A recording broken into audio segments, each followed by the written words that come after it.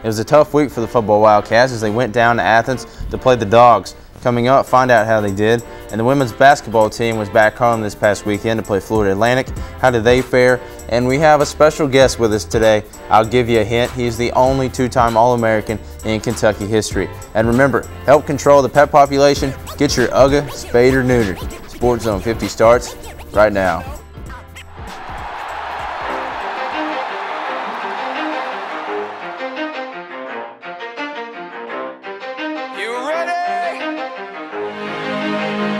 Let's go! 10% luck, 20% skill, 15% concentrated power of will, 5% pleasure, 50% pain, and 100% reason to remember the name.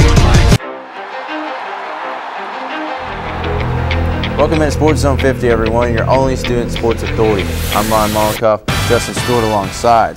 Well, it was Kentucky going down to Georgia this past weekend, and Kentucky had quite the battle on their hands as Georgia, coming into this one, was ranked number 8 in the nation.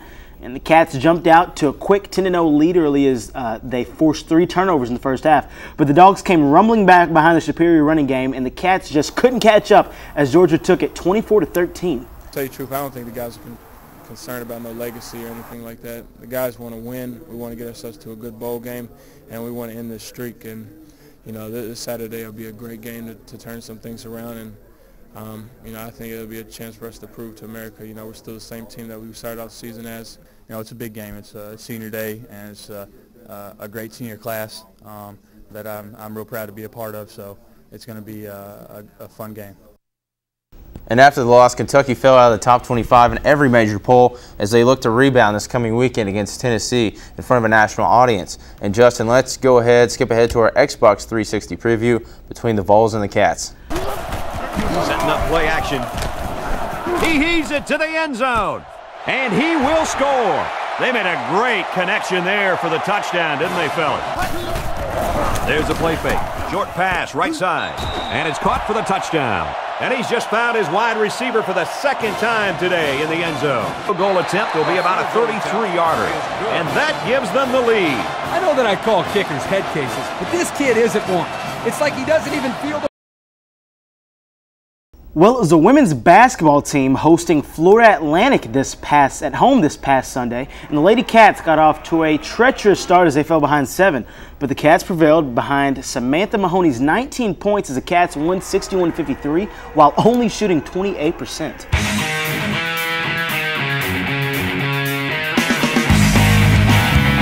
Welcome to this special edition of Cat Zone. This week we sit down with former Wildcat Sean Coughlin. Sean Coughlin, thanks for coming on the show with us. You're welcome. How's everything been going? It's going real well for me, thank you. You know, 2 years ago, you know, you guys won the SEC championship, you know, last year. Had a great run at the season. Talk about last year. Well, last year it didn't end up like we wanted it to. I mean, we fell short a couple games here and there, and you know, we wanted to get back to the SEC championship and get back to the SEC tournament, but it just didn't. We fell short a little bit, and you know, I know our guys didn't want it to happen like that, but sometimes that happens. We had a couple key injuries that really took us out of contention, and then you know, Scott Green coming back in late really showed that we kind of needed him throughout the year. So. And talk about Cowgill. You know, Cowgill, you know, was a tough injury to lose. It was tough to lose him.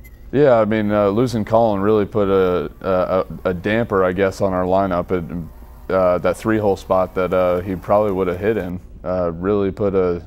You know, it took away from our home runs, our power numbers, you know, our RBIs, and you know, Colin's a key ingredient to this Kentucky team, and I think that's what's really going to help him this year. Sean, he's 2 years of junior ball and then 2 years at UK, and wouldn't you know, he's the only 2-time UK All-American, which is pretty amazing if you want to say that. Talk about your minor league career so far.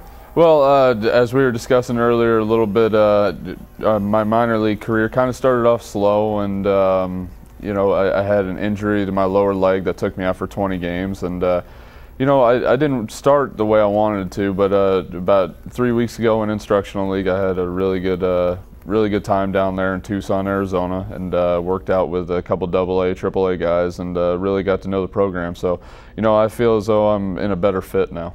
So what kind of a transition is it from college ball to minor league ball? How much of an adjustment did you have to have? Well, it's a big adjustment because the speed of the game, you know, there's not as many errors. I don't want to say that in the SEC there's a lot of errors, but I mean, the routine plays that should be made are made all the time. So, I mean, it kind of speeds up the game. It kind of speeds up, you know, your mindset of the game. And you got to think 3 plays ahead instead of, you know, just that one. So, I mean, it's kind of a transition, a hard transition, but you know, not swinging the aluminum bats anymore puts puts a little damper on your numbers. But you know, I thought I did pretty well with it. How much harder is it going from aluminum to a wood bat?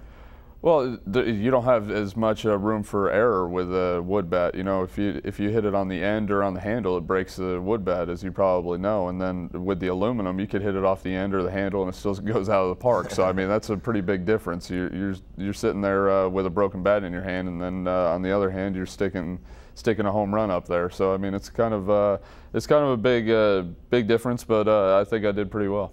All right, well, let's talk about your you got drafted by the Arizona Diamondbacks and almost made it to the World Series, and you're also, you told me, a big Colorado fan, so for a while there you had quite a run. Yeah, I was drafted by the Arizona Diamondbacks 2 years straight, both years that I was at Kentucky, but I've grown up in Colorado, and I've always been a fan of the Rockies. It was just kind of hard which team to pick when the Diamondbacks came to Colorado. Mm-hmm. So I'm a Diamondbacks fan. I'm in the organization, obviously, but I like to see the Rockies do well at the same time. And talk about, you know, the Rockies going a 20-for-21 game win streak. You know, how impressive is that as a Colorado fan, just watching that? Well, it's real impressive, and then especially being down in Tucson, Arizona, with you know, a couple of their guys that Willie Taveras was down there. We got a chance to play against him in a couple of games, and then Cook, who started game 4 or 5 for the Rockies, got to face him, and then, you know, there was a Baker that was down there as well. We got to face all those guys, so it was kind of neat to, you know, almost share, you know, the 20-for-21 win streak with them, because we were down there playing against them. So, you know, at the same time, I was rooting for them and you know, trying to give them a little boost when I was down there facing them. But it was fun, and I'm glad they had the year they did.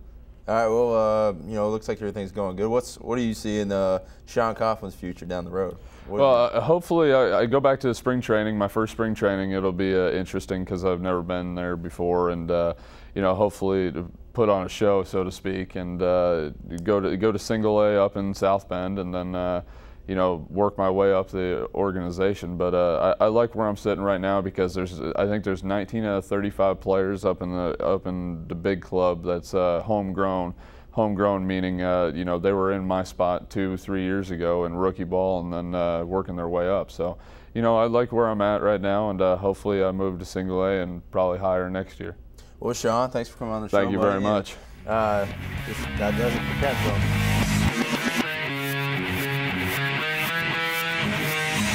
And it was the UK Rifle team who suffered their first loss of the season to the TCU Horned Frogs this past week. Going into the match, Kentucky was undefeated. And the men's soccer team took on Marshall in Conference USA tourney action. And Marshall jumped out to a quick lead and never looked back as they won big over the Wildcats 3-1. And the men's soccer team finished the season 7-10-2 and 5-3 in Conference USA play. And it was the women's volleyball team playing their regular season finale in Fayetteville this past week, and the Cats defeated the Hogs 3-2, and the set scores were 30-27, 20-30, 30-21, 23-30, and 16-14. And Kentucky will now await the NCAA tournament selection show to be held at 8 p.m. Sunday, November 25th, to learn of its postseason fate. The selection show will air on ESPNU. Well, Justin, give the Sports Zone faithful something to do this week other than watching our show over and over on Channel 50. You guys should get the point by now. And on YouTube. Ryan, I'm going to tell our viewers that this week is Thanksgiving week and that they need to enjoy the time off and the time they get to spend with their family. So try to leave the books at school this week so you can spend some time relaxing. Bring me some turkey. It's really all I got. And then that does it for everyone here at Sports Zone 50. I would like to thank our special guest, Sean Coughlin. And as always, go to class, use a designated driver, and always bleed blue. Have a good night, everybody. Good night, guys. Happy Thanksgiving.